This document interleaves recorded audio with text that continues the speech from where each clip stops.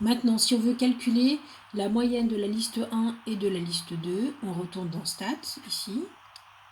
On va faire des calculs. Donc avec la flèche, on va dans Calcul. On va chercher des statistiques pour la première variable. Donc on va dans 1, là. Entrée. C'est bien la liste 1. On descend, donc Calcul, Entrée. Et là, on trouve ce qu'on cherchait, le X bar, c'est-à-dire la moyenne de la première liste. On voit que là, c'est environ 6,18. Ensuite, si on veut avoir le Y bar, c'est-à-dire la moyenne de la deuxième liste, Y bar, on retourne dans Stats, dans Calcul. On va cette fois sur la deuxième variable. Entrée.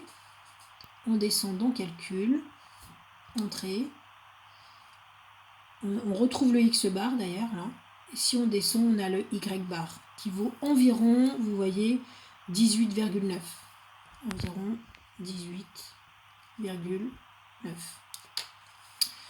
Ensuite, pour avoir les coordonnées du point moyen qu'on appelle G la plupart du temps, il suffit en fait d'indiquer ces deux valeurs qu'on a ici, puisque les coordonnées du point G, c'est X bar, Y bar.